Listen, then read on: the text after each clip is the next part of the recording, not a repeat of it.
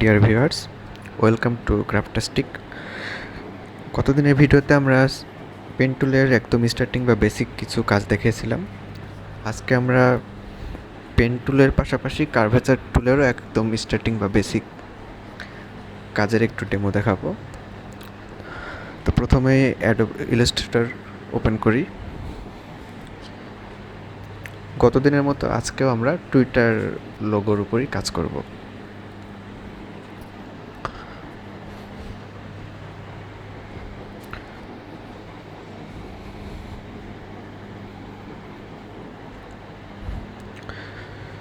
তো ইলাস্ট্রেটরে ঢুকে আবার টুইটার লোগোটি সিলেক্ট করি।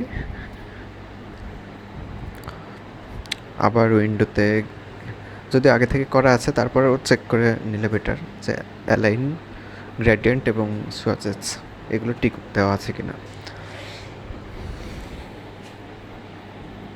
এরপর এগেন আমরা ফিল কালার এবং স্ট্রোক কালার দুটি ব্ল্যাঙ্ক করে দিলাম কাজ শুরু করার পূর্বে। এরপর হ্যান্ড টুল দিয়ে লোগোটি স্ক্রিনে সুবিধা মতো পজিশন বা শেপে নিই এবং জুম ইন জুম আউটের মাধ্যমে নিজেদের প্রেফারেবল পজিশনে নিই। আজকে আমরা পেন টুল দিয়ে পয়েন্ট বাই পয়েন্ট রিশেপ করে যাব না, বরং শুধুমাত্র পয়েন্ট বাই পয়েন্ট জাস্ট একটা করে অ্যাঙ্কর পয়েন্ট ক্রিয়েট করে আমরা পুরোটা একদম স্টার্টিং পয়েন্টে এনে শেষ করব।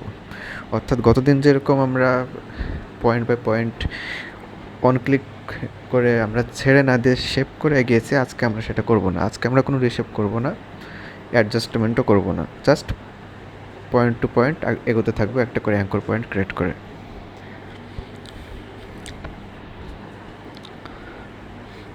এভাবে শুরু থেকে শেষ পর্যন্ত একদম স্টার্টিং পয়েন্ট পর্যন্ত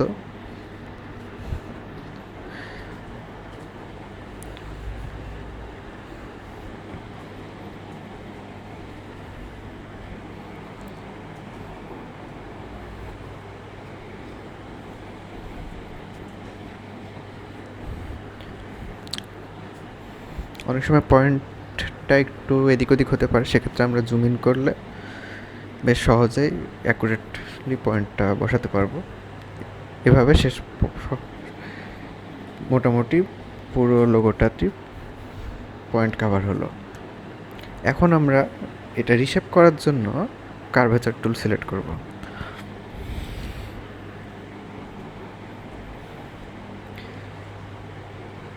কার্ভেচার টুল দিয়ে এখন আমরা দুটি পয়েন্টের মাঝে যে লাইন বা শেপ সেটা রিশেপ করতে পারবো বেশ সহজেই, যেভাবে স্ক্রিনে দেখা যাচ্ছে। মোটামুটি মাঝে ধরে এরপর সেই শেপের আকারে ডানে অথবা বামে নিয়ে আমরা সেটা লোগোর সাথে সুন্দরভাবে অ্যাডজাস্ট করতে পারবো।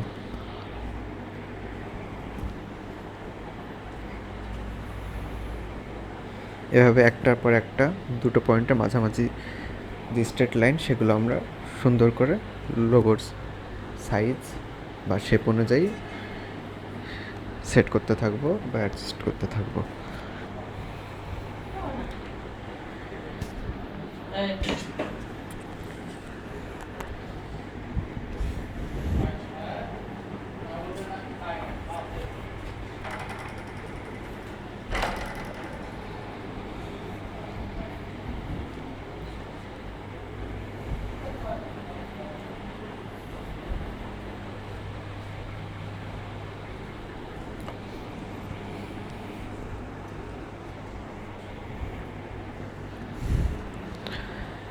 এভাবে শুরু থেকে শেষ পর্যন্ত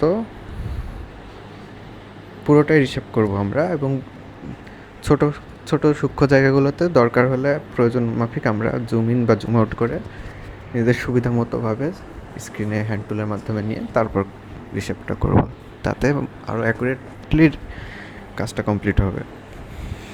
এই গেল আমাদের মোটামুটি পুরো লোগোটাই কাভার হয়ে গেছে। কার্ভেচার টুল দিয়ে মোটামুটি অ্যাডজাস্টমেন্ট অলমোস্ট পারফেক্টলি করা হয়েছে।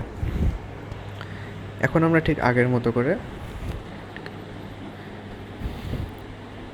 লোগোটি রিশেপ নিয়ে নিব এবং পিকটি, যে লোগোর পিকের উপর আমরা কাজ করলাম সেটি ডিলিট করে দেব।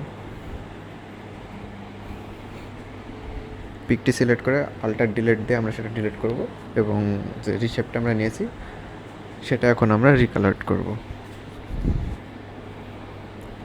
এটার জন্য ফিল কালারে আবার স্ট্রোক কালার ব্ল্যাঙ্কটি থাকবে, ফিল কালার আমরা কাজ করব। সোর্সেস থেকে আমরা কালার নিতে পারি বা পাশের কালার বক্স থেকেও আমরা কালার নিতে পারি, এবং সেখানে আমরা ইচ্ছা মতো নিজেদের কালার চুজ করতে পারবো।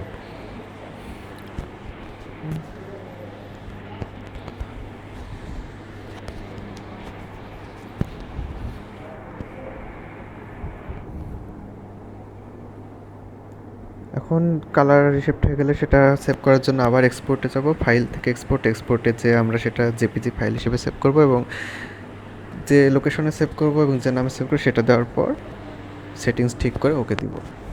তাহলে এই লোগো রিকালার্ড লোগোটি জেপিজি ফাইল হিসেবে সেভ হয়ে যাবে।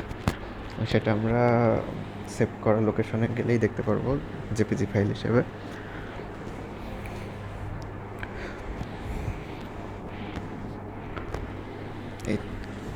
এভাবে আমরা রিকালার্ড ফাইলটি জেপিজি বা পিকচার ফাইল হিসেবে সেভ করে নিতে পারবো সহজেই।